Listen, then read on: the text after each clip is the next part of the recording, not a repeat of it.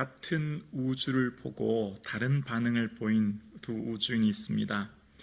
유리 알렉사예비치 가가린, 우리가 흔히 알고 있는 유리 가가린이라고 하는 사람, 인류 최초로 보스타코호 1호를 타고 1961년 우주비행을 했지 않습니까? 그는 이런 취지의 말을 했다고 합니다. 내가 아무리 우주의 공간을 살펴도 거기에는 신이 없었다, 이런 취지의 얘기를 했다는 거예요.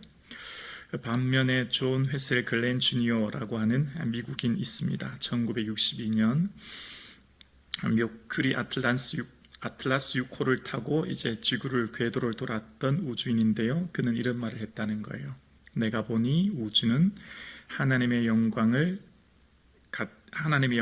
가득 차 있었다, 이런 고백을 한다는 겁니다. 그러니까 같은 우주를 보면서 이것은 정말 하나님의 영광이 충만한 곳이구나, 이렇게 얘기한 사람이 있고, 반면에 한 사람은 어디를 봐도 신은 존재하지 않아, 우주를 가봤더니 거기도 역시 신은 없어 라고 이야기했다는 겁니다. 자, 하나님이 있다, 하나님이 없다, 그 기준의 차이가 뭡니까?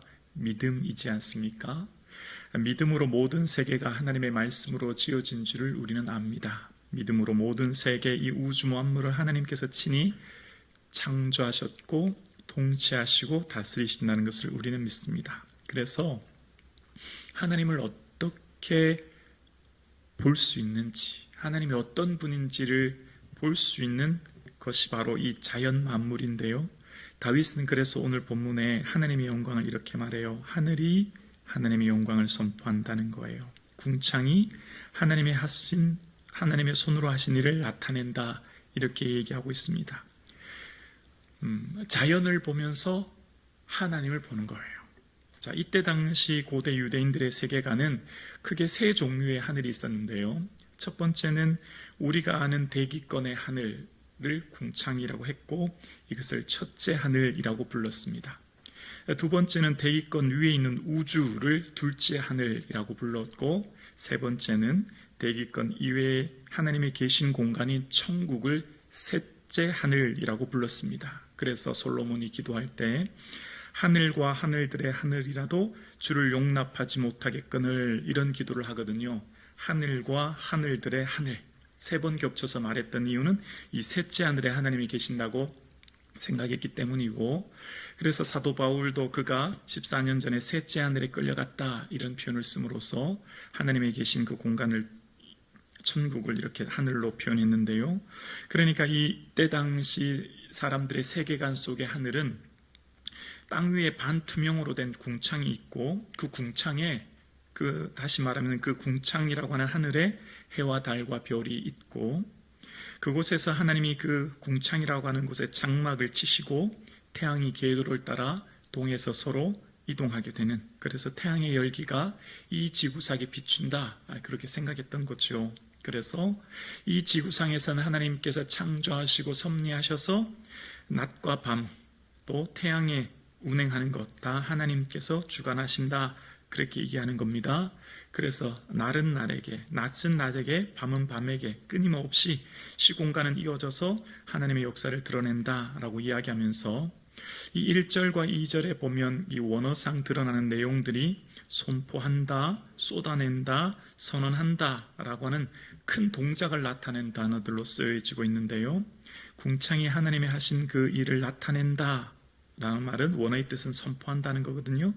또 날은 날에게 지식을 전한다라는 말도 넘쳐 흐른다라는 뜻이고, 마찬가지로 밤은 밤에게 지식을 선언한다는 말도 크게 외친다는 의미거든요. 그러니까 온 우주 만물이 하나님은 살아계셔, 하나님이 지으셨어, 하나님이처럼 위대해, 하나님의 놀라우신 은혜가 있어 라고 큰 소리치면서 산과 들과 바다, 해와 달과 별들이 존재한다, 그러는 거예요. 자, 그런데 오늘 본문을 묵상하면 조금 이해되지 않은, 쉽게 납득되지 않은 내용이 3절과 4절에 나오는데요. 3절을 볼게요.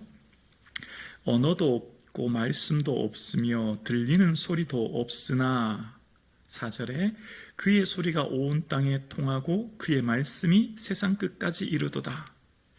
이게 도대체 무슨 말이죠? 언어도 말도 소리도 없는데 또 그 다음엔 다시 또 4절에 소리가 온 땅에 통한대요. 이게 도대체 무슨 말을 의미하는 걸까요? 없다가 소리도 없고 말도 없고 언어도 다 없대요. 그런데 갑자기 그런데 그 소리가 또 온 땅에 통한대요. 이게 뭔 말일까요? 이게 말이 서로 모순적입니다. 이게 서로 뭐가 맞지가 않아요. 논리적으로 서로 부딪히는 거죠. 없는데 있다, 또 이렇게 얘기하는 겁니다. 그래서 오늘 본문을 보면, 자, 언어도 말씀도 없어요. 그리고 어떤 소리도 없죠. 들리는 소리가 없다는 거예요. 들리는 소리, 우리 귀에 들리는 소리가 없는데, 그런데 그 소리가 있다는 거예요. 다시 말하면 들리지 않을 뿐이지 반드시 그 소리는 존재하고 있어서 사람들에게 선포하고 외치고 있다, 이런 의미예요. 자, 그러니까 이렇게 이해하시면 될 것 같아요. 우리 귀가 있는데 우리 귀는 모든 소리를 다 듣지 못합니다. 아시죠? 우리 귀에는 이 가청 범위라는 게 있지 않습니까? 이 16Hz에서 20,000Hz까지 사이만 소리를 듣지 않습니까? 그러니까 아주 미세한 소리를 듣지 못할 뿐만 아니라 아주 큰 소리도 듣지 못해요. 그러니까 지금 우리가 이 발을 디디고 있는 이 지구는 화성의 2배로 지금 이 자전을 하고 있지 않습니까? 한 1670km라고 해요. 그러니까 엄청난 속도로 지금 자전하고 있지만 우리는 이 굉음을 울리면서 자전하는 1600km 이상 큰 소리로 빠르게 자전하고 있는 이 지구의 자전을 속도를 느끼지도 못할 뿐만 아니라 소리도 듣지 못합니다. 여러분, 박쥐 같은 경우에 어두운데 봉굴에서 또 밤새 비행하는 거는 이 박쥐만의 초음파를 통해서 사물을 인식한다고 하지 않습니까? 그러니까 사람은 들을 수 있는 소리의 범위가 한정되어 있죠. 그러나 분명히 우리가 못 듣는다고 해서 소리가 없는 건 아니죠. 빛도 마찬가지 아닙니까? 우리가 보는 것을 일반적으로 볼 수 있는 빛을 가시광선이라고 하는데 우리 눈에 보이지 않은 무슨 적외선이나 자외선도 반드시 존재하지 않습니까? 그러니까 소리가 있고 들리는 소리가 없지만 하나님께서 분명히 지금 말씀하시는 소리가 온 땅에 통하고 있다라는 거예요. 우리 귀에는 들리지 않지만 하나님께서 창조하신 창조 질서의 섭리 안에 이 지구가 운행되고 있다라는 거예요. 자, 이게 헷갈리면 한 번 더 설명을 해볼게요. 4절에 보면 그의 소리가 온 땅에 통하고 이런 의미 기록되어 있죠. 여러분 성경 보시면 간주에 1번, 숫자 1번이 되어 있고 거기에 소리 앞에 1번이라고 하는 숫자가 보이시는 성도님이 보이실 거예요. 성도님의 성경책 간주 1번의 아래쪽, 맨 아래쪽 나나주에 가면 줄이 이런 의미가 기록되어 있습니다. 그러니까 원어의 뜻은 줄이라는 거예요. 소리가 아니라 원래 원어에는 줄이라는 단어였다는 거예요. 그래서 이 줄이라는 단어의 원어를 어떤 의미냐면 하프의 현이라는 거예요. 하프 켤 때 하프에 튕기는 줄 이해되시죠? 그 현 소리라는 거예요. 근데 그 소리가 온 땅에 통한다. 이게 뭘 의미하는 걸까요? 자, 이런 의미일 것입니다. 여러분, 우리가 흔히 듣는 현악기 중에 예를 들어서 바이올린과 비올라가 있다고 해볼게요. 바이올린과 비올라가 동시에 연주를 하면 예를 들어서 바이올린은 한 5-6대 연주를 하고 비올라가 한 대를 연주하면 아주 전공하지 않은 사람은 거기에 비올라가 연주하고 있다는 소리를 듣지 못할 겁니다. 여기 계신 우리 음악을 전공하신 우리 임세현 성도님은 알 수 있겠지만 우리는 이게 비올라 소리인지 바이올린 소리인지 구별하지 못할 거예요. 듣지를 못하는 거죠. 소리는 있지만 못 들어요. 이해가 되시나요? 소리는 존재하지만 듣지 못하는 이유는 거기에 대한 지식이 없기 때문이죠. 거기에 대한 알미 없기 때문이죠. 소리는 반드시 존재해요. 그렇지만 없어요. 우리 귀에는. 왜냐하면 우리가 들을 수 있는 귀, 즉 지식과 암과 깨달음이 없기 때문이죠. 그럼 이제 조금 더 이해가 돼요. 소리가 있지만 없다는 말은 뭐죠? 하나님이 온 우주 만물을 창조하셨고 온 우주 만물을 운행하셨어요. 그런데 그것을 하나님께서 창조하셨고 지금도 하나님의 은혜 가운데 경륜하고 계신다고 하는 것을 누구는 볼 수 있죠? 믿음이 있는 사람은 보는 거예요.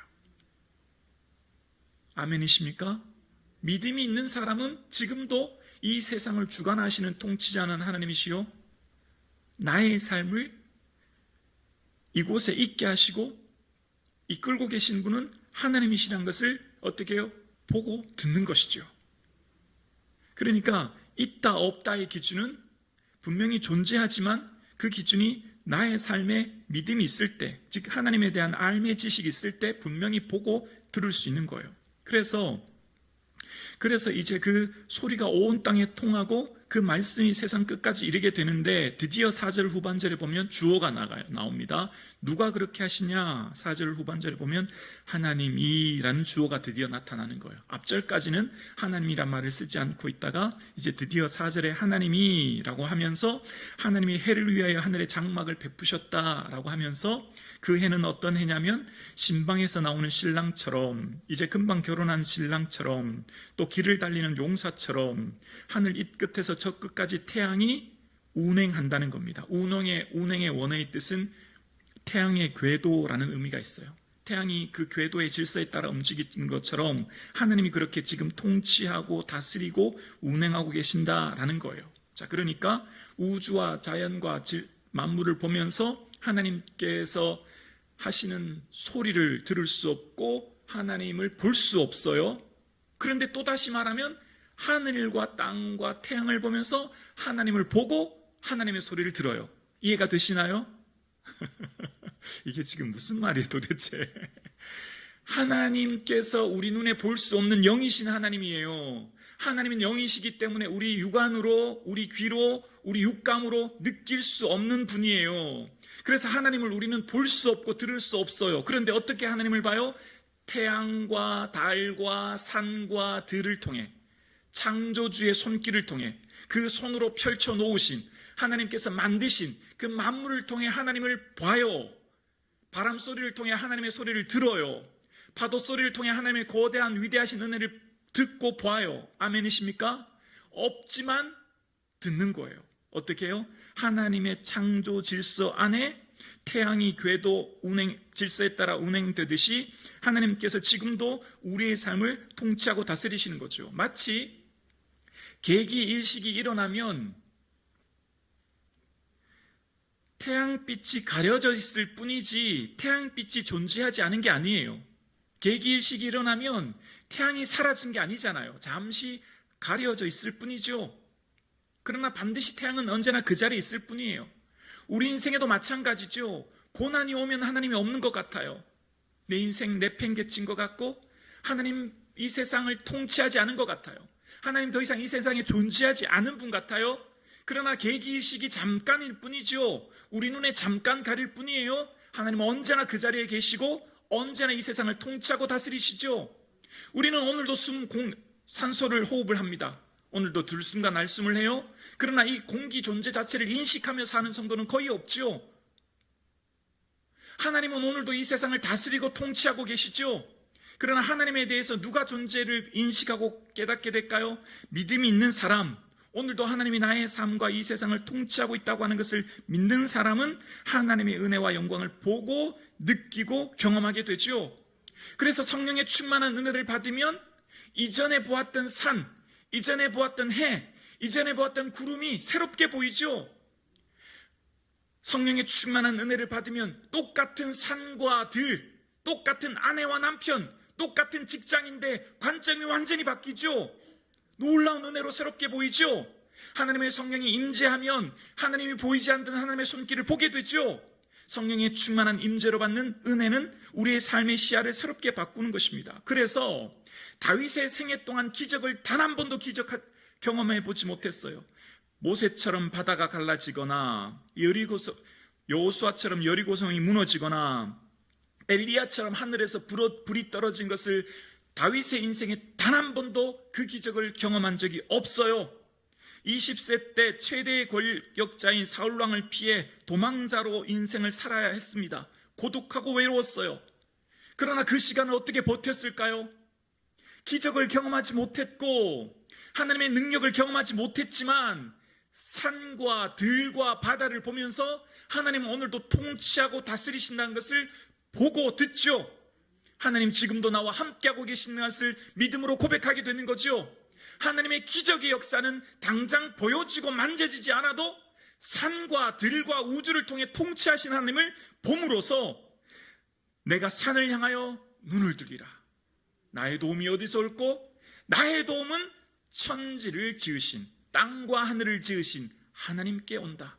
하나님이 오늘도 내 인생 붙들고 계시고, 비록 내가 광야의 시간을 보내고 머리 둘 곳도 없이 눈물과 고독한 세월의 시간을 보내고 있지만 하나님 내 편겨친 게 아니야. 하나님 내버려둔 인생이 아니야. 반드시 하나님의 계획하신 뜻이 있어. 하나님 나를 기름 부으셨으니 하나님 나를 통해 위대한 역사를 이루실 거야. 어떻게 해요? 믿음으로 고백하며 오늘 현재의 삶을 살아가는 거죠. 하나님을 볼 수 없으나 보는 거예요. 하나님의 소리를 들을 수 없으나 듣는 거예요. 뭐로요? 믿음으로. 그래서 다윗이 고백하는 거죠. 들리는 소리가 없으나 그 소리가 온 땅에 가득하다고요. 온 땅에 충만하다고요. 다윗의 인생에 억울한 일이 많고 원통한 일이 많고 인생의 삶 가운데 눈물 날 일이 많지만 버티고 견디는 것은 보이지 않고 들리지 않으나 다시금요 하나님을 보고 듣기 때문이죠. 오늘도 나의 삶에 함께하고 계신 그 하나님을 그는 매 순간마다 깨닫기 때문이에요. 그래서 다윗은 그 소리가 없다라고 하는 표현 속에서 하나님의 침묵을 경험하는 거예요. 마치 여러분 기적이 뭐죠? 바다가 갈라지고 요단강이 갈라지고 여리고가 무너지고 하늘에서 불이 떨어지고 질병이 낫고 문제가 해결되고 내 삶의 기도 응답이 당장 되는 게 기적인 줄 알았는데 내 삶의 기적은 오늘 나의 삶을 붙들고 계시고 오늘 나의 삶에 함께하고 계신 하나님이 기적임을 다윗은 매 순간마다 경험하게 되었기에 소리가 온 땅에 가득한 것을, 그래서 그 말씀이 세상 끝까지 이루고 있음을 그는 보게 된 거예요. 그래서 지금 침묵하고 계신 하나님 가운데 잠잠히 고요히 하나님의 은혜 속에 거하게 되는 거예요. 침묵은 하나님의 언어입니다. 향신기도 운동을 했던 트라피스 수도의 사제인 토마스 키딩은 침묵의 대화라는 책에서 이렇게 얘기합니다. 침묵은 하나님의 첫 번째 언어입니다. 여러분, 하나님께서 우리에게 말씀하실 때 어떻게 말씀하실까요? 침묵으로 말씀하세요. 이게 무슨 의미인지 아세요? 자, 예를 들면 하나님께서 엘리야에게 나타나실 때 하나님께서는 땅이 흔들리는 지진이나 바위가 깨지는 바람이나 모든 만물을 태우는 불이 아니라 세미한 소리 가운데 엘리야에게 말씀하셨죠. 근데 그 세미한 소리라고 하는 원어의 뜻은 침묵, 세미한, 섬세한 고요 이런 의미예요. 침묵, 고요함 가운데, 즉 침묵 가운데 하나님 말씀하신다는 거예요. 멈춤, 중지, 내려놓음, 나의 생각을 중지하고 나의 주관을 중지하고 나의 의지를 내려놓고 기다림, 즉 경청이죠. 우리는 입과 귀가 있지만 입과 귀를 동시에 사용할 수 없어요. 반드시 말하는 사람은 들을 수 없죠. 들으려면 멈춰야 돼요. 뭘요? 입술의 말을 먼저 멈춰야 되는 거예요. 멈춰야, 내 입술의 말을 멈춰야 들을 수 있죠. 우리의 삶 가운데 주님께서 말씀하시고 우리와 함께 교제하기 원하시는 주님께서는 큰 거리에서 외식하며 기도하는 것이 아니라 골방에서 은밀한 중에 주님을 만나기를 원하세요. 주님과 나 단 둘이 골방에서 은밀한 중에 숨어 계신 하나님을 만나기를 원하시죠. 침묵 가운데 말씀하기를 원하시는 주님. 그래서 우리의 삶 가운데 하나님이 없어요. 하나님 소리가 들리지 않아요. 하나님의 능력이 느껴지지 않아요. 하나님 더 이상 이 세상에 존재하지 않은 것 같아요 라고 생각이 들면 멈춰야 합니다. 침묵해야 합니다. 가만히 있어야 합니다. 환란이 극심하면 하나님이 보이지 않아요. 그래서 땅이 변하고 산이 흔들리고 바다 가운데 빠지는 바닷물이 솟아나는 것 같은 거대한 쓰나미와 같은 지진이 일어나고 해일이 일어나는 것 같은 고난 가운데 하나님께서 말씀하시기를 너희는 가만히 있어 내가 하나님됨을 알지어다 말씀하세요. 큰 환란 속에, 큰 풍파 속에 하나님께서 우리에게 원하시는 것은 가만히 있으라는 거예요. 여기 가만히 있으라 라고 말씀하시면서 하나님께서는 내가 하나님됨을 알지어다, 내가 문나라 중에서 높임을 받으리라 라고 말씀하세요. 내가 다 한다. 내가 스스로 하나님됨을 보여줄 거야. 가만히 있어라고 하는 라파의 뜻은 내던지다는 뜻이에요. 내 주관, 내 생각, 내 계획을 내어 던지고 내려놓고 내 생각대로 살면 어떻게 되죠? 안 돼. 끝났어. 내가 뭘 하겠어? 내 상황을 봐. 내 조건을 봐. 나 같은 존재가 더 이상 뭘 하겠어? 그거 다 내던지라는 거예요. 그거 네 생각이지. 환경을 보는 너의 눈이지. 나는 아니야. 나는 전능한 하나님이야. 네 생각 내어 던져라. 네 생각 내려놓으라는 거지요. 그러니까 내가 움켜쥐고 있던 내 주관과 내 생각 손을 펴서 내던지라는 거예요. 가만히 있으라는 뜻은 네 생각 다 내려놓고 하나님 바라보라는 거죠. 즉 침묵하는 거예요. 멈추는 거예요. 그래서 하나님께서는 홍해 가운데 있는 사람들이 우리가 애굽에 매장지가 없어 여기까지 오겠습니까? 불평하는 그들에게 너희는 두려워하지 말고 가만히 서서 여호와께서 너를 위해 행하시는 구원을 보라. 너희는 그냥 가만히만 있으라는 거예요. 더 이상 어떤 불평도 내가 움켜쥐고 있던 내 생각도 내 뜻도 다 내려놓으라는 거죠. 여러분, 하나님은 어떻게 만나실까요? 침묵하셔야 돼요. 가만히 계셔야 돼요. 너무 분주해요. 너무 바빠요. 너무 조급해요. 내 힘으로 뭘 자꾸 하려만 해요. 아니요, 기다리셔야 돼요. 멈추셔야 돼요. 하나님 앞에 멈추고 내 뜻을 내려놓아야 돼요. 이거는 믿음의 선배들의 한결같은 고백이에요. 하나님께 만났던 믿음의 선배들이 한결같은 고백이 하나님, 부르짖어도 어느 때까지 우리의 기도를 들어주지 아니하십니까? 어느 때까지 강포로 외쳐도 주께서 구원해 주지 아니하십니까? 하나님, 왜 저 바벨론, 저 적국을 통해 우리를 심판하십니까? 도저히 이해되지 않는 이 질문 앞에 하박국이 하나님 왜요? 라고 질문하는 그가 오직 여호와는 성전에 계시니 온 땅은 그 앞에서 잠잠할지니라. 그는 성전에서 잠잠히 기다림으로 주님을 만난 후에 왜요 주님? 왜죠? 언제까지죠? 라고 했던 그의 언어가 바뀌기 시작합니다. 비록 뭐뭐할지라도, 비록 무화과 나무의 잎이 무성하지 않을지라도, 비록 감람나무의 소출이 없을지라도, 비록 무엇할지라도, 그럼에도 불구하고 나는 여호와로 인하여 찬송하며 기뻐합니다. 어떻게 해야 돼요? 잠잠히 기다릴 때, 잠잠히 있을 때 하나님을 보고 듣고 말씀하시는 주의 은혜를 경험하게 되죠. 이것은 믿음의 선배들의 공통적인 고백입니다. 그래서 성경을 보면 모든 믿음의 선배들, 다윗도 마찬가지죠. 주여 어느 때까지니까, 어느 때까지 나를 잊으시나이까, 어느 때까지 숨기시나이까. 시편 13편에 그렇게 얘기하죠. 그런데 갑자기 마지막 고백, 마지막 끝절에 보면 내가 여호와를 찬송하리니 이는 주께서 내게 은덕을 베푸셨습니다. 갑자기 이렇게 해요. 불평을 막 하더니 갑자기 마지막에는 주님 찬양한대요. 왜인지 구체적인 내용은 나오지 않지만 반드시 그 중간에는 하나님 임재를 경험했을 것입니다. 어떻게 임재를 경험하죠? 침묵하셔야 돼요. 멈춰야 돼요. 가만히 기다려야 돼요.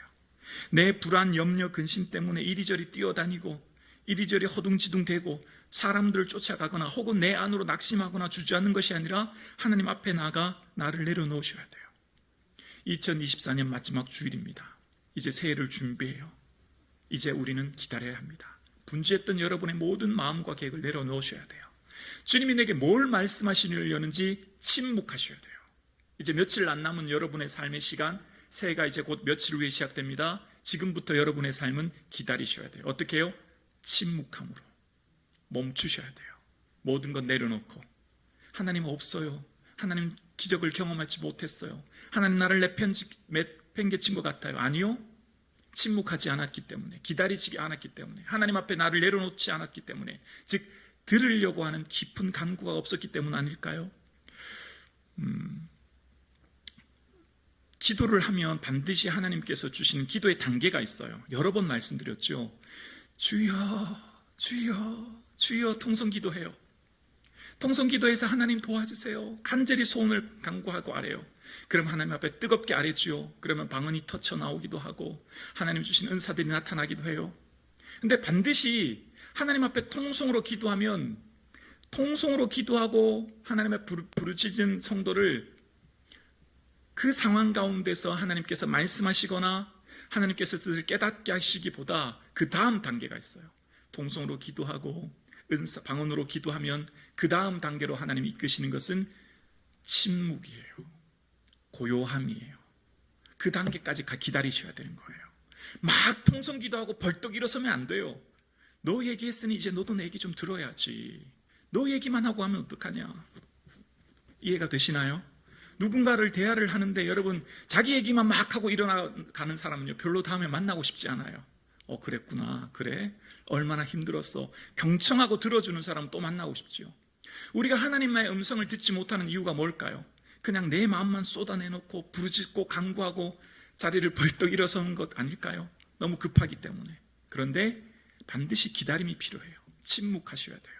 그러면 하나님께서는 그 통성으로 울부짖고 기도하고 간구했던 그 성도를 잠잠히 기다리게 하시죠. 고요하게 하시죠. 머물러 있게 하시는 거예요. 하나님 앞에. 그럼 거기서 위로하시고 거기서 말씀하세요. 아멘이십니까? 그 다음 단계까지 나아가야 비로소 하나님이 내게 뭘 원하시는구나 보게 되죠. 마치 하박국이 하나님 어느 때까지 왜 이런 일이 있습니까? 라고 했던 그가 성전에서 잠잠할 때 비록 이런 현실 가운데서도 주님을 찬양합니다 고백했던 것처럼 믿음의 모든 선배들의 고백 속에서 하나님 앞에 잠잠히 있을 때 주의 은혜를 들었던 것처럼 2024년 마지막 며칠을 앞두고 있는 저와 여러분 침묵하시고 기다리시고 내려놓으시고 이제 주님께서 내게 뭘 원하시는지를 듣는 단 며칠이 될 수 있기를 주의 이름으로 축원합니다. 분주했던 모든 것들, 듣고 보던 모든 것들 잠시 멈추시고 하나님만을 오롯이 대면하시고 하나님만을 오롯이 바라보시고 기다리시는 저와 여러분 되기를 주님의 이름으로 축원합니다.